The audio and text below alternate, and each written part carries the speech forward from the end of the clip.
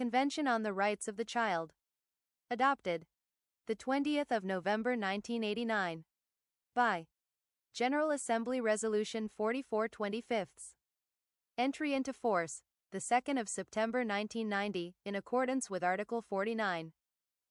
Preamble. The states parties to the present convention. Considering that, in accordance with the principles proclaimed in the Charter of the United Nations, recognition of the inherent dignity and of the equal and inalienable rights of all members of the human family is the foundation of freedom, justice and peace in the world. Bearing in mind that the peoples of the United Nations have, in the Charter, reaffirmed their faith in fundamental human rights and in the dignity and worth of the human person, and have determined to promote social progress and better standards of life and larger freedom. Recognizing that the United Nations has, in the Universal Declaration of Human Rights and in the International Covenants on Human Rights, proclaimed and agreed that everyone is entitled to all the rights and freedoms set forth therein, without distinction of any kind, such as race, color, sex, language, religion, political or other opinion, national or social origin, property, birth or other status. Recalling that, in the Universal Declaration of Human Rights, the United Nations has proclaimed that childhood is entitled to special care and assistance.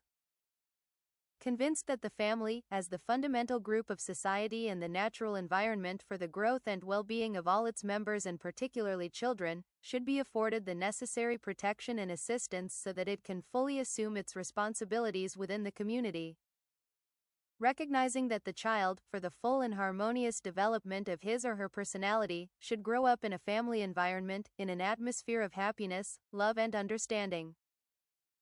Considering that the child should be fully prepared to live an individual life in society, and brought up in the spirit of the ideals proclaimed in the Charter of the United Nations, and in particular in the spirit of peace, dignity, tolerance, freedom, equality and solidarity. Bearing in mind that the need to extend particular care to the child has been stated in the Geneva Declaration of the Rights of the Child of 1924 and in the Declaration of the Rights of the Child adopted by the General Assembly on the 20th of November 1959 and recognized in the Universal Declaration of Human Rights, in the International Covenant on Civil and Political Rights, in particular in Articles 23 and 24, in the International Covenant on Economic, Social and Cultural Rights, in particular in Article 10, and in the statutes and relevant instruments of specialized agencies and international organizations concerned with the welfare of children. Bearing in mind that, as indicated in the Declaration of the Rights of the Child, by reason of his physical and mental immaturity, needs special safeguards and care, including appropriate legal protection, before as well as after birth. Recalling the provisions of the Declaration on Social and Legal Principles relating to the protection and welfare of children, with special reference to foster placement and adoption nationally and internationally.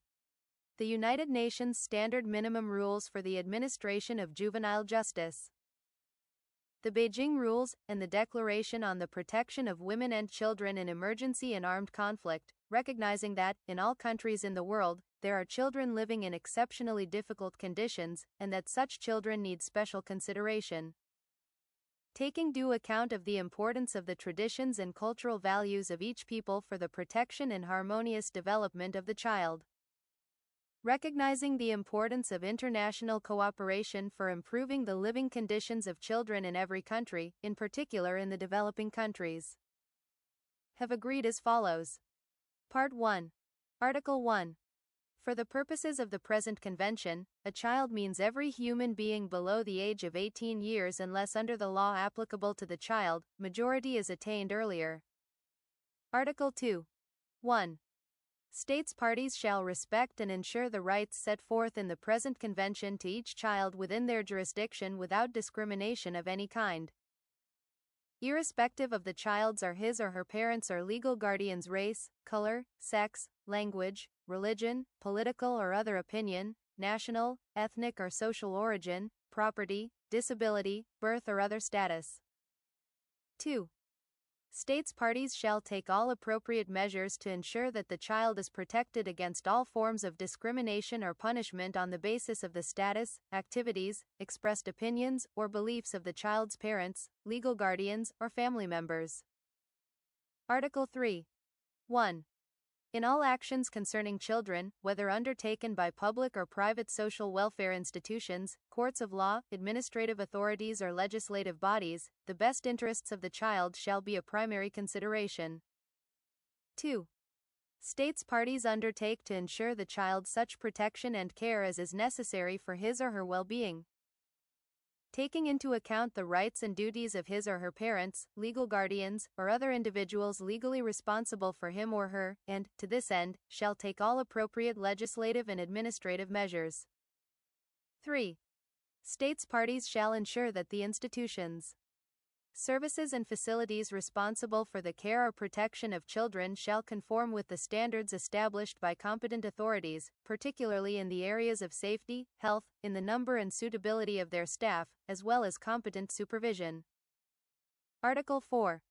States parties shall undertake all appropriate legislative, administrative, and other measures for the implementation of the rights recognized in the present convention.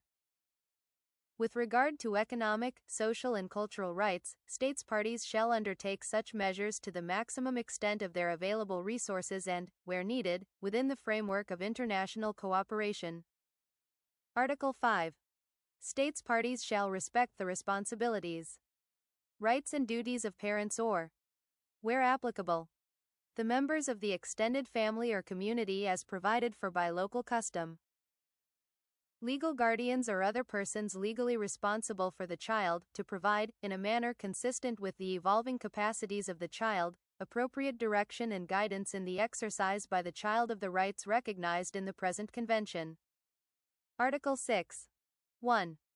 States parties recognize that every child has the inherent right to life. 2. States parties shall ensure to the maximum extent possible the survival and development of the child. Article 7. 1. The child shall be registered immediately after birth and shall have the right from birth to a name, the right to acquire a nationality and, as far as possible, the right to know and be cared for by his or her parents. 2. States parties shall ensure the implementation of these rights in accordance with their national law and their obligations under the relevant international instruments in this field, in particular where the child would otherwise be stateless. Article 8. 1. States parties undertake to respect the right of the child to preserve his or her identity, including nationality, name, and family relations as recognized by law without unlawful interference. 2. Where a child is illegally deprived of some or all of the elements of his or her identity, states parties shall provide appropriate assistance and protection, with a view to re-establishing speedily his or her identity. Article 9. 1. States parties shall ensure that a child shall not be separated from his or her parents against their will, except when competent authorities subject to judicial review determine, in accordance with applicable law and procedures, that such separation is necessary for the best interests of the child. Such determination may be necessary in a particular case such as one involving abuse or neglect of the child by the parents, or one where the parents are living separately and a decision must be made as to the child's place of residence. 2. In any proceedings pursuant to paragraph 1 of the present article, all interested parties shall be given an opportunity to participate in the proceedings and make their views known. 3. States parties shall respect the right of the child who is separated from one or both parents to maintain personal relations and direct contact with both parents on a regular basis, except if it is contrary to the child's best interests. 4. Where such separation results from any action initiated by a state party, such as the detention, imprisonment, exile, deportation, or death, including death arising from any cause while the person is in the custody of the state, of one or both parents or of the child, that state party shall, upon request, provide the parents, the child, or, if appropriate, another member of the family with the essential information concerning the whereabouts of the absent members of the family unless the provision of the information would be detrimental to the well-being of the child. States parties shall further ensure that the submission of such a request shall of itself entail no adverse consequences for the persons concerned. Article 10. 1. In accordance with the obligation of states parties under Article 9, Paragraph 1, applications by a child or his or her parents to enter or leave a state party for the purpose of family reunification shall be dealt with by states parties in a positive, humane and expeditious manner. States parties shall further ensure that the submission of such a request shall entail no adverse consequences for the applicants and for the members of their family. 2. A child whose parents reside in different states shall have the right to maintain on a regular basis, save in exceptional circumstances, personal relations and direct contacts with both parents. Towards that end and in accordance with the obligation of states parties under Article 9, Paragraph 1, states parties shall respect the right of the child and his or her parents to leave any country, including their own, and to enter their own country. The right to leave any country shall be subject only to such restrictions as are prescribed by law and which are necessary to protect the national security.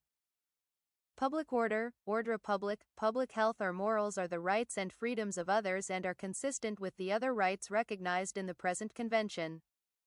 Article 11. 1. States parties shall take measures to combat the illicit transfer and non-return of children abroad. 2.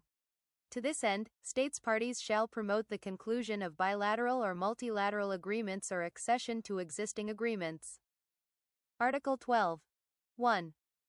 States parties shall assure to the child who is capable of forming his or her own views the right to express those views freely in all matters affecting the child, the views of the child being given due weight in accordance with the age and maturity of the child. 2. For this purpose, the child shall in particular be provided the opportunity to be heard in any judicial and administrative proceedings affecting the child, either directly, or through a representative or an appropriate body, in a manner consistent with the procedural rules of national law. Article 13. 1.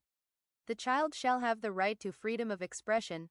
This right shall include freedom to seek, receive and impart information and ideas of all kinds, regardless of frontiers, either orally, in writing or in print, in the form of art, or through any other media of the child's choice.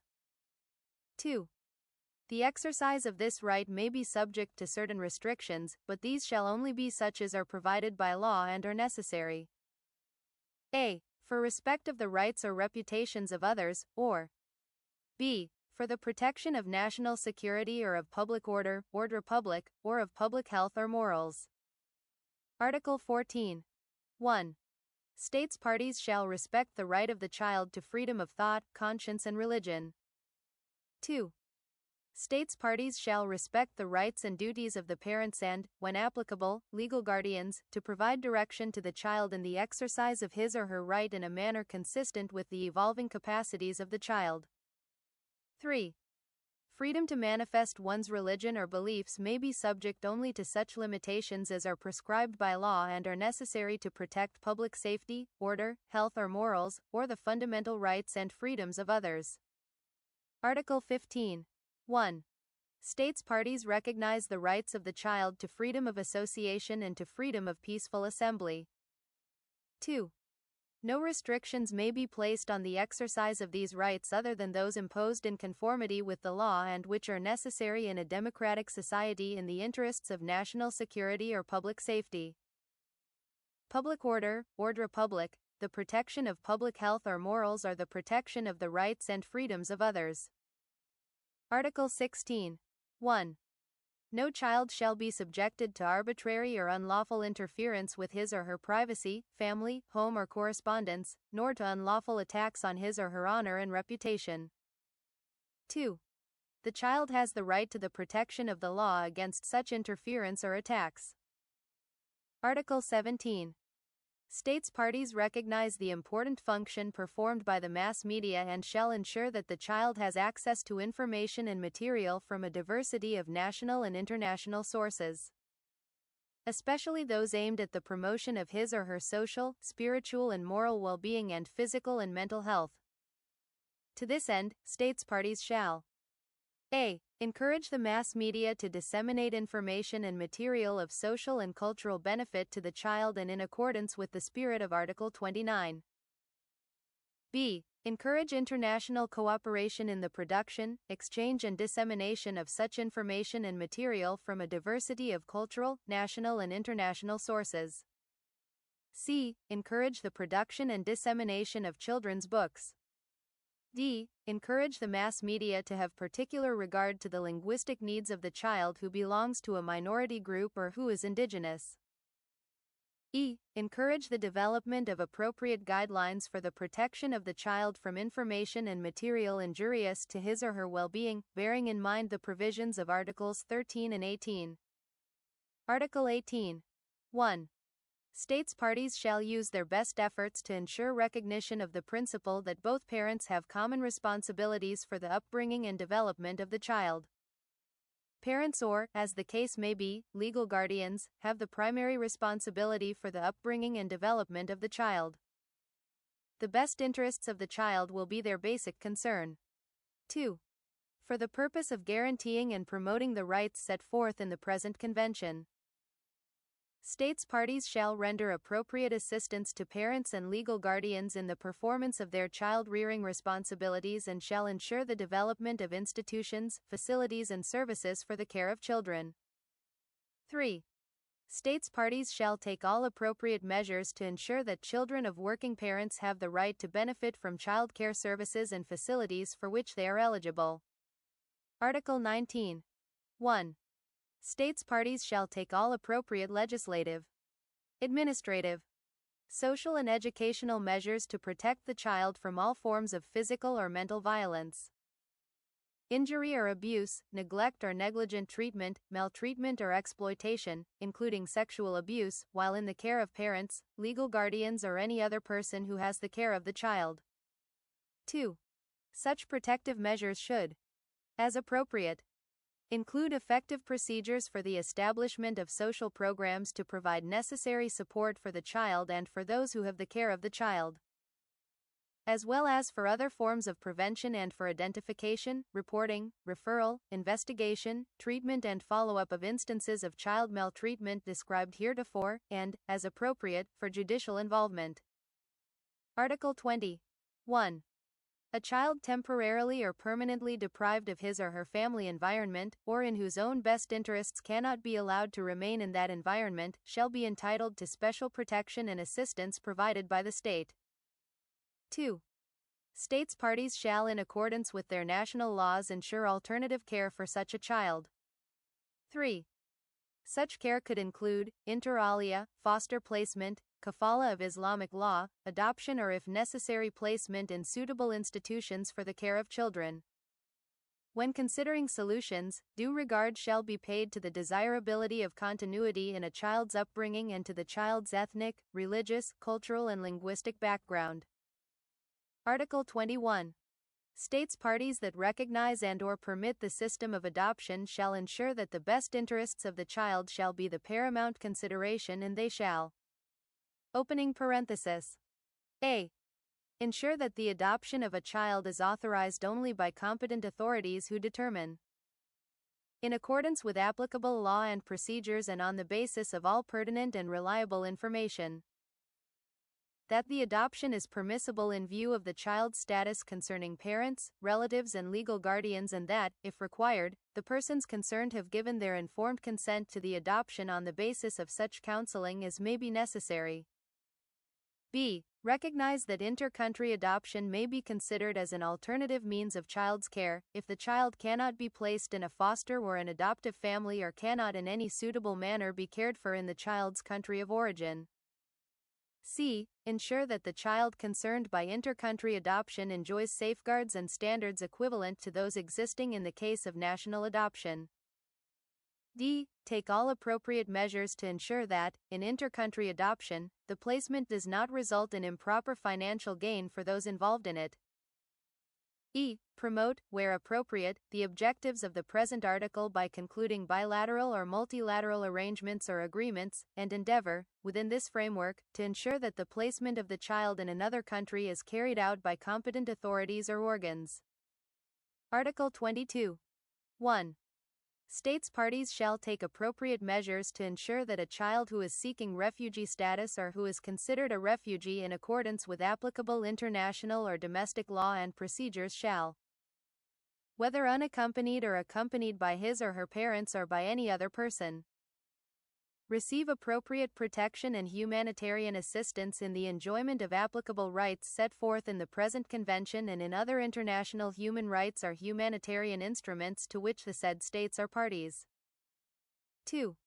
For this purpose, states parties shall provide, as they consider appropriate, cooperation in any efforts by the United Nations and other competent intergovernmental organizations or non-governmental organizations cooperating with the United Nations to protect and assist such a child and to trace the parents or other members of the family of any refugee child in order to obtain information necessary for reunification with his or her family.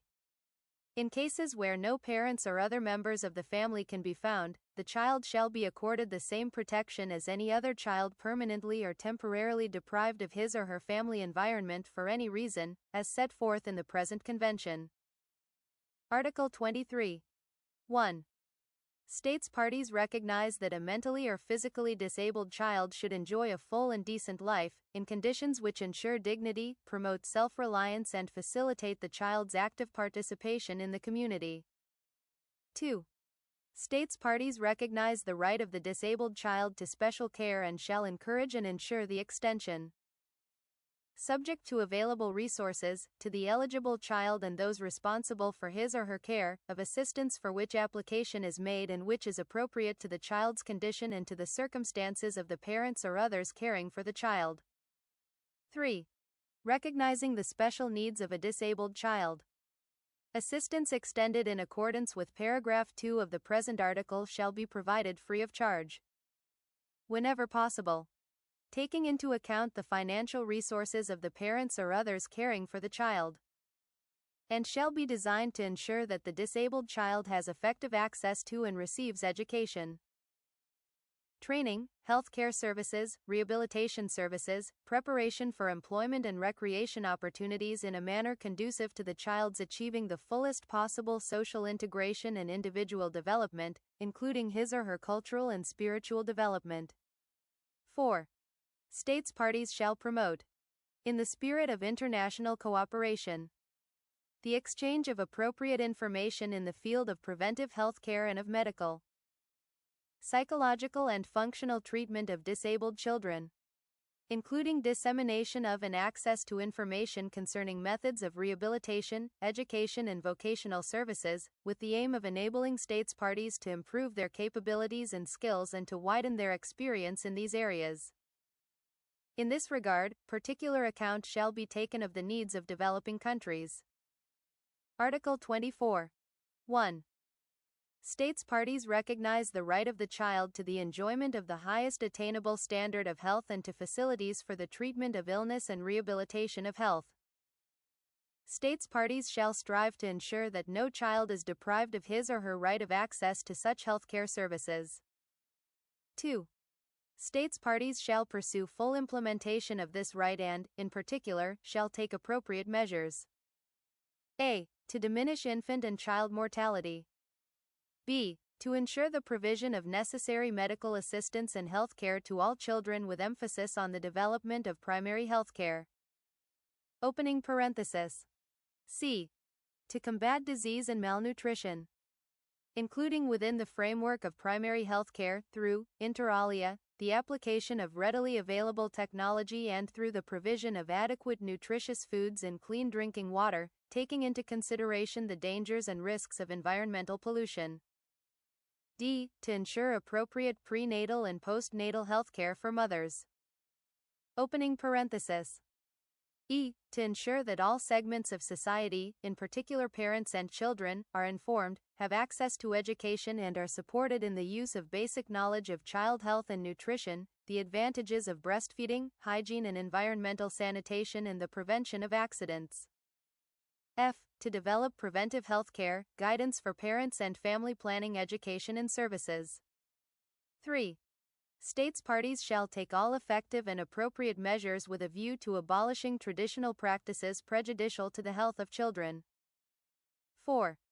States parties undertake to promote and encourage international cooperation with a view to achieving progressively the full realization of the right recognized in the present article. In this regard, particular account shall be taken of the needs of developing countries. Article 25. States parties recognize the right of a child who has been placed by the competent authorities for the purposes of care, protection or treatment of his or her physical or mental health, to a periodic review of the treatment provided to the child and all other circumstances relevant to his or her placement. Article 26. 1. States parties shall recognize for every child the right to benefit from Social Security, including social insurance, and shall take the necessary measures to achieve the full realization of this right in accordance with their national law. 2. The benefits should, where appropriate, be granted, taking into account the resources and the circumstances of the child and persons having responsibility for the maintenance of the child, as well as any other consideration relevant to an application for benefits made by or on behalf of the child. Article 27. 1. States parties recognize the right of every child to a standard of living adequate for the child's physical, mental, spiritual, moral and social development. 2. The parents or others responsible for the child have the primary responsibility to secure, within their abilities and financial capacities, the conditions of living necessary for the child's development. 3. States parties, in accordance with national conditions and within their means, shall take appropriate measures to assist parents and others responsible for the child to implement this right and shall in case of need provide material assistance and support programs, particularly with regard to nutrition, clothing and housing. 4. States parties shall take all appropriate measures to secure the recovery of maintenance for the child from the parents or other persons having financial responsibility for the child, both within the state party and from abroad. In particular, where the person having financial responsibility for the child lives in a state different from that of the child, states parties shall promote the accession to international agreements or the conclusion of such agreements, as well as the making of other appropriate arrangements. Article 28. 1. States parties recognize the right of the child to education, and with a view to achieving this right progressively and on the basis of equal opportunity, they shall, in particular, a. Make primary education compulsory and available free to all. B. Encourage the development of different forms of secondary education, including general and vocational education, make them available and accessible to every child, and take appropriate measures such as the introduction of free education and offering financial assistance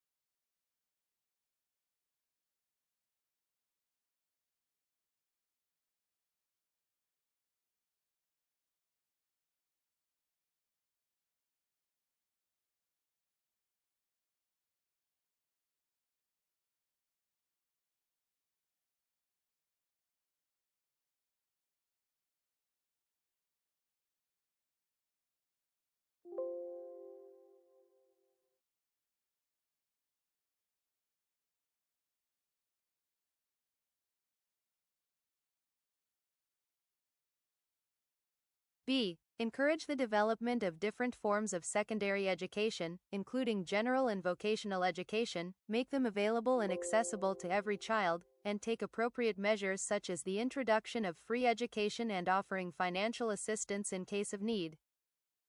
C. Make higher education accessible to all on the basis of capacity by every appropriate means.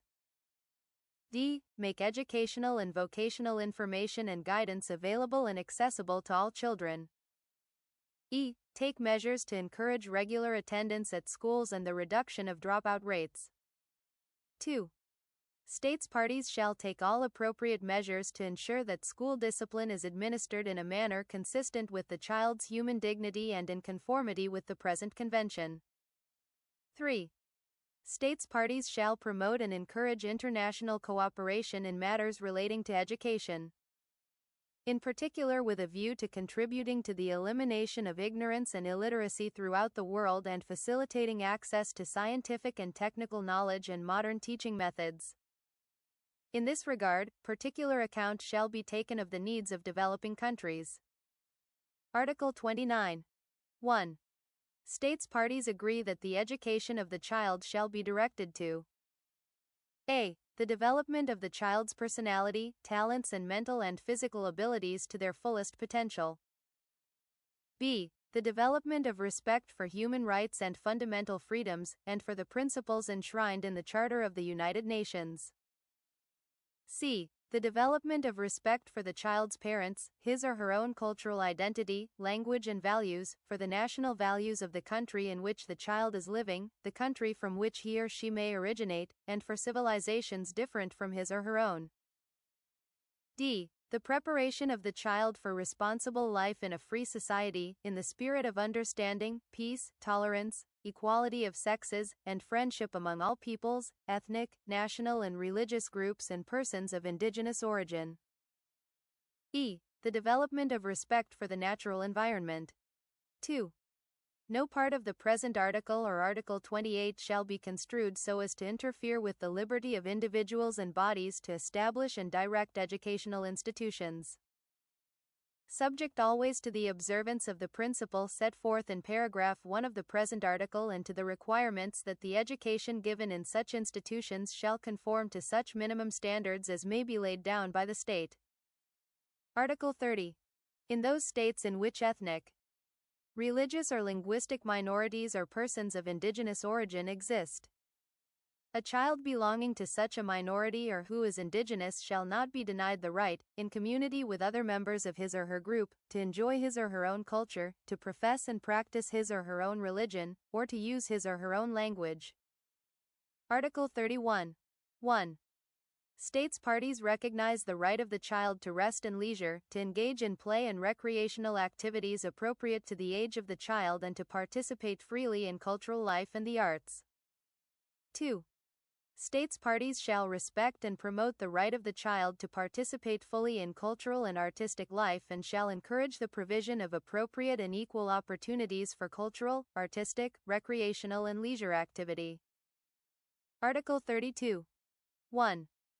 States parties recognize the right of the child to be protected from economic exploitation and from performing any work that is likely to be hazardous or to interfere with the child's education, or to be harmful to the child's health or physical, mental, spiritual, moral or social development. 2. States parties shall take legislative, administrative, social and educational measures to ensure the implementation of the present article. To this end, and having regard to the relevant provisions of other international instruments, states parties shall in particular a. Provide for a minimum age or minimum ages for admission to employment. b. Provide for appropriate regulation of the hours and conditions of employment. c. Provide for appropriate penalties or other sanctions to ensure the effective enforcement of the present article. Article 33. States parties shall take all appropriate measures, including legislative, administrative, social and educational measures, to protect children from the illicit use of narcotic drugs and psychotropic substances as defined in the relevant international treaties, and to prevent the use of children in the illicit production and trafficking of such substances. Article 34. States parties undertake to protect the child from all forms of sexual exploitation and sexual abuse. For these purposes, states parties shall in particular take all appropriate national, bilateral and multilateral measures to prevent a. The inducement or coercion of a child to engage in any unlawful sexual activity. b. The exploitative use of children in prostitution or other unlawful sexual practices. c. The exploitative use of children in pornographic performances and materials. Article 35. States parties shall take all appropriate national, bilateral and multilateral measures to prevent the abduction of, the sale of or traffic in children for any purpose or in any form. Article 36. States parties shall protect the child against all other forms of exploitation prejudicial to any aspects of the child's welfare. Article 37. States parties shall ensure that a. No child shall be subjected to torture or other cruel, inhuman or degrading treatment or punishment. Neither capital punishment nor life imprisonment without possibility of release shall be imposed for offenses committed by persons below 18 years of age. b. No child shall be deprived of his or her liberty unlawfully or arbitrarily. The arrest, detention or imprisonment of a child shall be in conformity with the law and shall be used only as a measure of last resort and for the shortest appropriate period of time. c. Every child deprived of liberty shall be treated with humanity and respect for the inherent dignity of the human person, and in a manner which takes into account the needs of persons of his or her age. In particular, every child deprived of liberty shall be separated from adults unless it is considered in the child's best interest not to do so and shall have the right to maintain contact with his or her family through correspondence and visits, save in exceptional circumstances. Opening parenthesis. d. Every child deprived of his or her liberty shall have the right to prompt access to legal and other appropriate assistance, as well as the right to challenge the legality of the deprivation of his or her liberty before a court or other competent, independent and impartial authority, and to a prompt decision on any such action. Article 38. 1. States parties undertake to respect and to ensure respect for rules of international humanitarian law applicable to them in armed conflicts which are relevant to the child. 2. States parties shall take all feasible measures to ensure that persons who have not attained the age of 15 years do not take a direct part in hostilities. 3. States parties shall refrain from recruiting any person who has not attained the age of 15 years into their armed forces. In recruiting among those persons who have attained the age of 15 years but who have not attained the age of 18 years, states parties shall endeavor to give priority to those who are oldest. 4. In accordance with their obligations under international humanitarian law to protect the civilian population in armed conflicts, states parties shall take all feasible measures to ensure protection and care of children who are affected by an armed conflict. Article 39. States parties shall take all appropriate measures to promote physical and psychological recovery and social reintegration of a child victim of any form of neglect, exploitation, or abuse, torture or any other form of cruel, inhuman or degrading treatment or punishment, or armed conflicts. Such recovery and reintegration shall take place in an environment which fosters the health, self-respect and dignity of the child. Article 40. 1.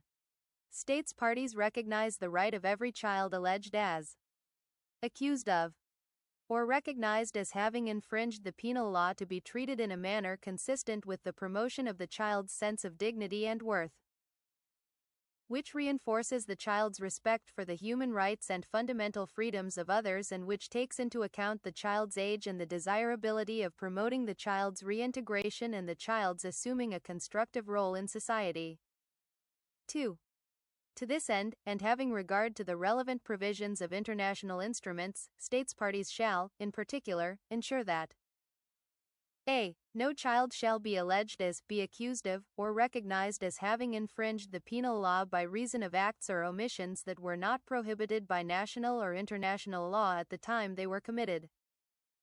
b. Every child alleged as or accused of having infringed the penal law has at least the following guarantees. I. To be presumed innocent until proven guilty according to law.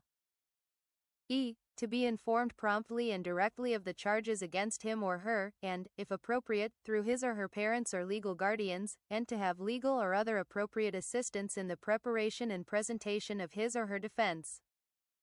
Opening parenthesis. E.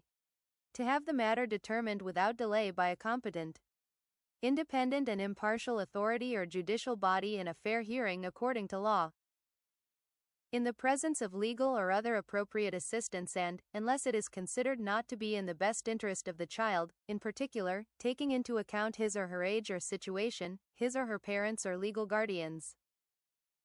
IV. Not to be compelled to give testimony or to confess guilt, to examine or have examined adverse witnesses and to obtain the participation and examination of witnesses on his or her behalf under conditions of equality. V. If considered to have infringed the penal law, to have this decision and any measures imposed in consequence thereof reviewed by a higher competent, independent and impartial authority or judicial body according to law. V. To have the free assistance of an interpreter if the child cannot understand or speak the language used. V. To have his or her privacy fully respected at all stages of the proceedings. 3. States parties shall seek to promote the establishment of laws, procedures, authorities and institutions specifically applicable to children alleged as, accused of, or recognized as having infringed the penal law, and, in particular, a. The establishment of a minimum age below which children shall be presumed not to have the capacity to infringe the penal law. B. Whenever appropriate and desirable, measures for dealing with such children without resorting to judicial proceedings, providing that human rights and legal safeguards are fully respected. 4. A variety of dispositions, such as care, guidance and supervision orders, counseling, probation, foster care, education and vocational training programs and other alternatives to institutional care shall be available to ensure that children are dealt with in a manner appropriate to their well-being and proportionate both to their circumstances and the offense. Article 41. Nothing in the present convention shall affect any provisions which are more conducive to the realization of the rights of the child and which may be contained in a. The law of a state party, or b. International law in force for that state. Part 2. Article 42. States parties undertake to make the principles and provisions of the Convention widely known, by appropriate and active means, to adults and children alike. Article 43. 1. For the purpose of examining the progress made by states parties in achieving the realization of the obligations undertaken in the present convention, there shall be established a Committee on the Rights of the Child, which shall carry out the functions hereinafter provided. 2. The committee shall consist of 18 experts of high moral standing and recognized competence in the field covered by this convention. 1. The members of the committee shall be elected by states parties from among their nationals and shall serve in their personal capacity. Consideration being given to equitable geographical distribution, as well as to the principal legal systems. 3. The members of the committee shall be elected by secret ballot from a list of persons nominated by states parties. Each state party may nominate one person from among its own nationals. 4. The initial election to the committee shall be held no later than 6 months after the date of the entry into force of the present convention and thereafter every second year. At least 4 months before the date of each election, the Secretary General of the United Nations shall address a letter to states parties inviting them to submit their nominations within 2 months. The Secretary General shall subsequently prepare a list in alphabetical order of all persons thus nominated, indicating states parties which have nominated them, and shall submit it to the states parties to the present convention. 5. The elections shall be held at meetings of states parties convened by the Secretary General at United Nations headquarters. At those meetings, for which 2/3 of states parties shall constitute a quorum, the persons elected to the committee shall be those who obtain the largest number of votes and an absolute majority of the votes of the representatives of states parties present and voting. 6. The members of the committee shall be elected for a term of 4 years. They shall be eligible for re-election if renominated. The term of 5 of the members elected at the first election shall expire at the end of 2 years. Immediately after the first election, the names of these 5 members shall be chosen by lot by the chairman of the meeting. 7. If a member of the committee dies or resigns or declares that for any other cause he or she can no longer perform the duties of the committee, the state party which nominated the member shall appoint another expert from among its nationals to serve for the remainder of the term, subject to the approval of the committee. 8. The committee shall establish its own rules of procedure. 9. The committee shall elect its officers for a period of 2 years. 10. The meetings of the committee shall normally be held at United Nations headquarters or at any other convenient place as determined by the committee. The committee shall normally meet annually. The duration of the meetings of the committee shall be determined and reviewed, if necessary, by a meeting of the states parties to the present convention, subject to the approval of the General Assembly. 11. The Secretary General of the United Nations shall provide the necessary staff and facilities for the effective performance of the functions of the committee under the present convention. 12. With the approval of the General Assembly, the members of the committee established under the present convention shall receive emoluments from United Nations resources on such terms and conditions as the Assembly may decide. Article 44. 1. States parties undertake to submit to the committee, through the Secretary General of the United Nations, reports on the measures they have adopted which give effect to the rights recognized herein and on the progress made on the enjoyment of those rights.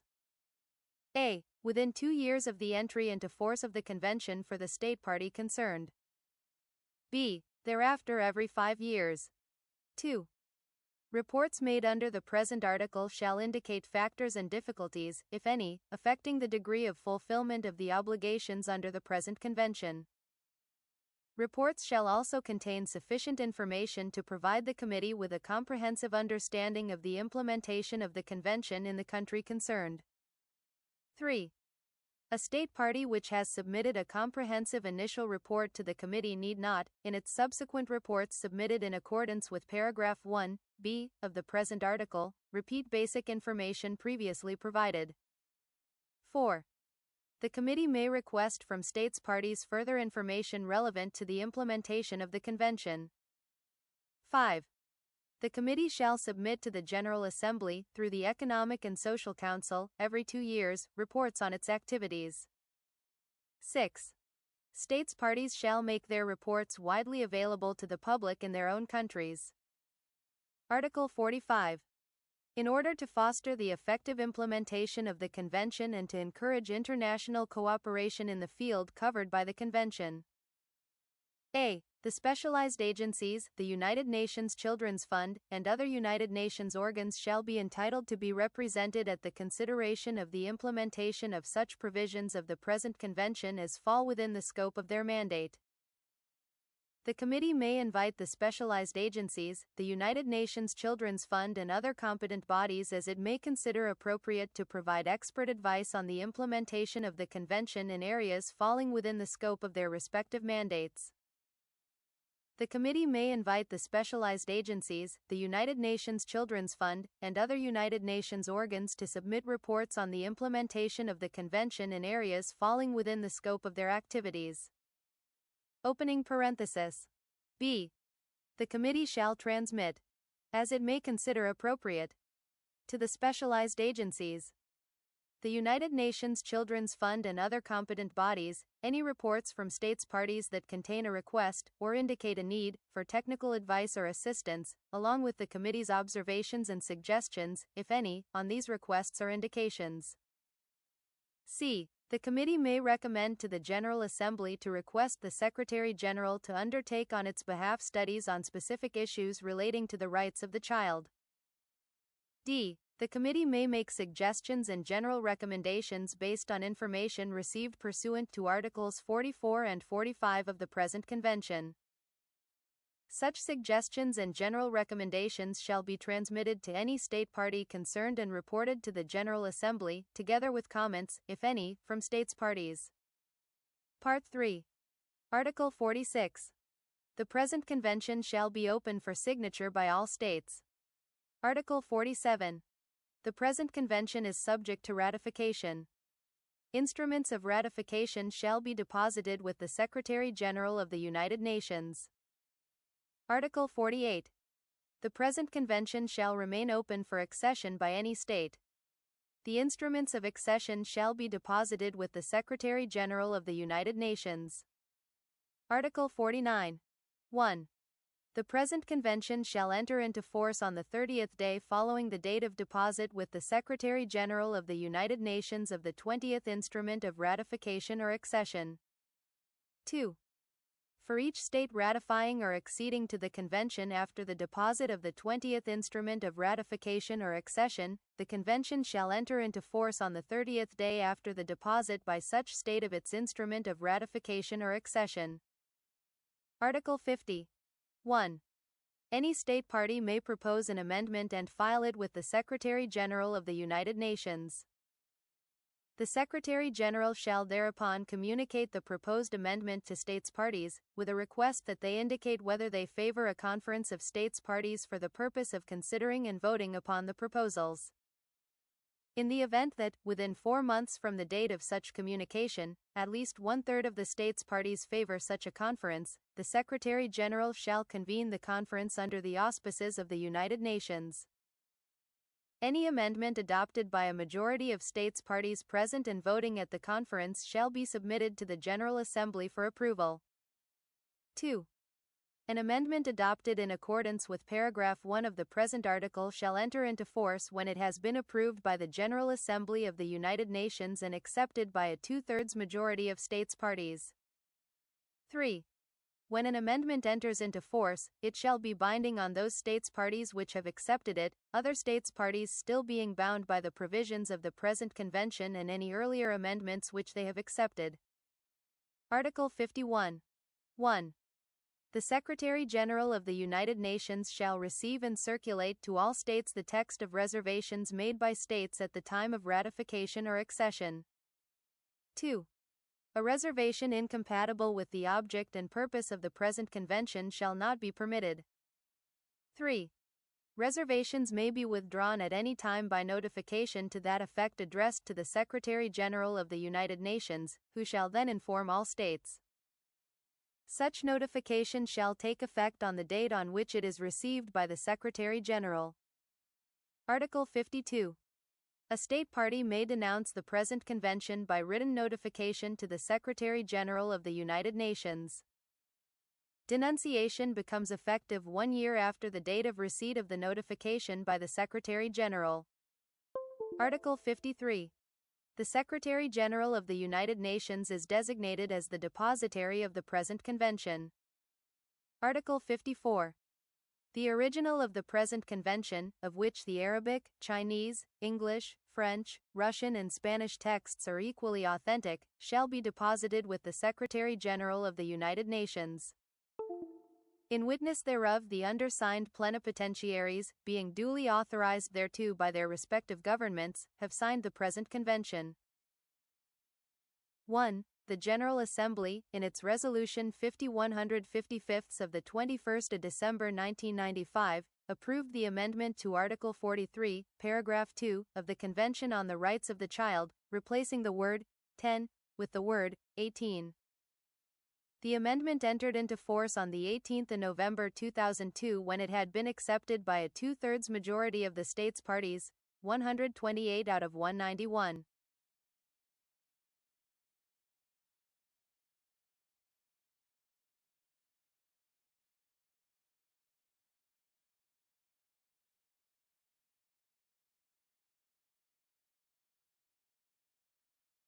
Convention on the Rights of the Child.